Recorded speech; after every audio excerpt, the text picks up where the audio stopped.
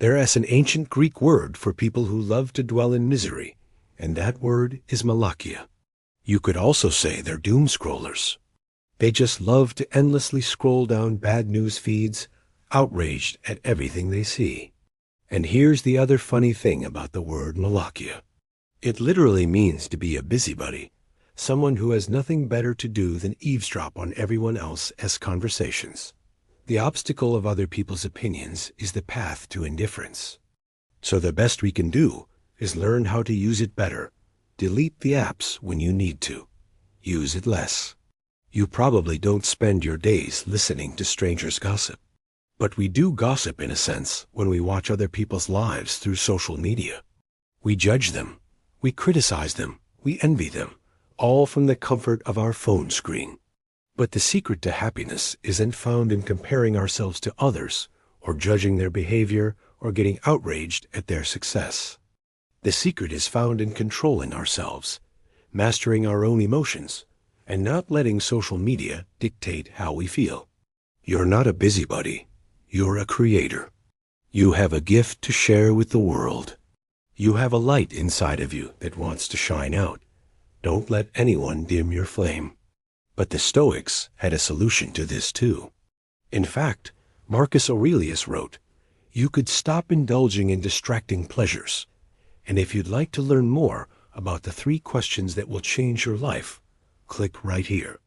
Or better yet, hit that subscribe button so that YouTube knows to show you more videos like this one." Thank you so much for watching. I'll see you next time. And dissipate your time, which is what most people do, spending it on trivial pursuits as if they were immortal. So, what did he suggest instead? He suggested a daily review. At the end of each day, Marcus Aurelius would ask himself 3 questions about his day. First, did I do anything today that wasn't right? Second, did I say anything today that wasn't right? And third, did I fail to do anything today that I should have done? These questions helped him examine his life, reflect on his choices, and find areas to improve. And this is an incredibly powerful tool. So I'll leave a link below so you can download my daily journal, which is inspired by Marcus Aurelius, where you can reflect at the end of each day on what you did, what you learned, who you helped, and what you can improve on tomorrow. In other words, the best way to overcome other people's opinions is to simply not care. Yeah, that's easy to say, right? But what does that mean? How do I not care? There are 2 ways to not care. The first is to accept praise or blame equally, not caring either way. This was Epictetus's advice to a student who asked him how to deal with other people.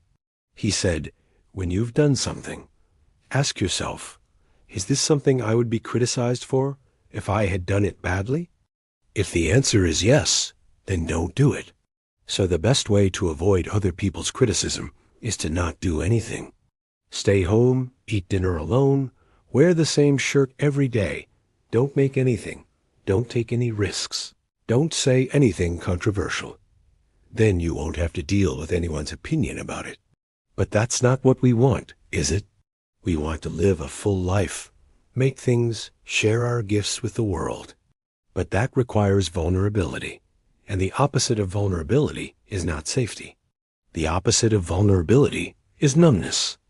Living like that is what Diogenes was criticizing when he said, "He who is afraid of death and avoids life is dead already." So yeah, we don't want to avoid life by not caring what others think.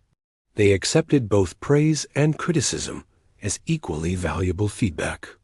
But we also don't want to avoid life by obsessing over what others think. Instead, the Stoics had a different approach. You can talk to them. In fact, they agreed with Socrates that the unexamined life is not worth living. And one way to examine your life is through other people's reactions.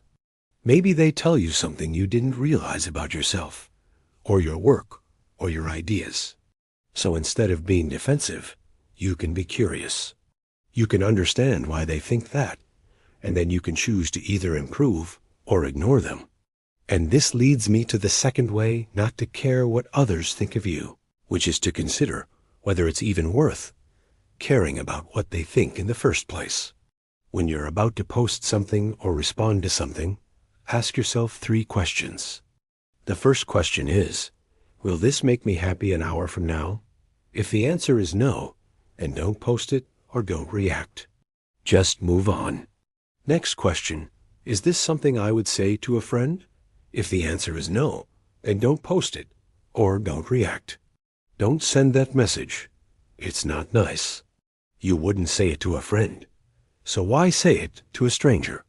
And third, ask yourself, is this a distraction from my real goals? If the answer is yes, then don't post it. Stop doing it. Delete the app. Go outside. Do something else. These 3 questions have been super helpful to me in deciding if something is worth saying or not. I'm here to teach you the ancient philosophy of Stoicism. Seneca was a Roman senator. Of course he would say that. Today, we read talking about how to stop caring what others think of you so that you can stop feeling anxious, angry, and depressed from social media. Let's start with some history. Roman philosopher Seneca once said, "He who is everywhere is nowhere." What he meant is that if you try to be seen by everyone, you actually end up being seen by no one. Now I know what you're thinking. You might be thinking, I'm not trying to be seen by everyone. I'm just trying to build an audience. He wanted to be seen by everyone. He craved attention. He was the king of a backstabbing political game. Well, actually, he was exiled twice by those very same emperors he served. So maybe listen to him carefully. Well, the goal of building an audience is to reach more people, to be heard by more people, to be seen by more people. So yes, you want to be seen by everyone. But here's the problem.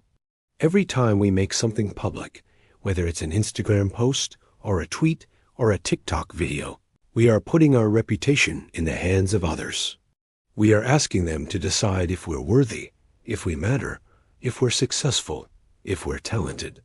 And when we make our own self-worth dependent on other people's opinions, we lose control over our own feelings. Because now they get to decide if we're good enough or not, if we've done enough or not, if we've posted something worthy enough. We take things personally. We become defensive. We argue with strangers online. And whenever that decision goes against us, we feel terrible. But that's not your business, right? That's their business.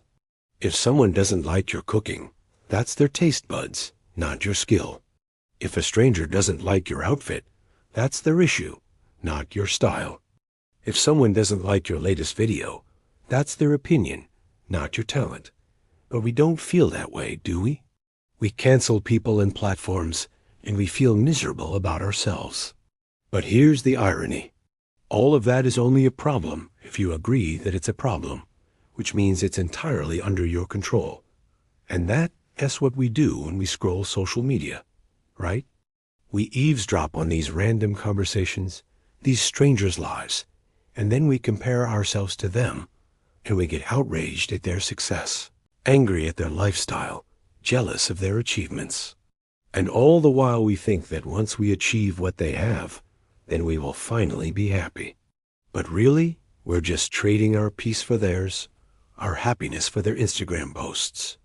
And even if we were to magically swap places with them, we realize that it was a false trade because their life doesn't look any happier than ours. So we're not trading happiness for happiness. We're trading peace for misery. Today, let's fix that with 3 questions and 1 Stoic practice. In fact, Marcus Aurelius writes in Meditations that the obstacle is the path, and that's absolutely true. Look, we can't fully escape social media today. It's part of how we communicate, how we learn, how we make a living. Look, you're probably not a busybody. You probably don't love doom scrolling. If you want to keep learning Stoic philosophy, check out this video on overcoming fear.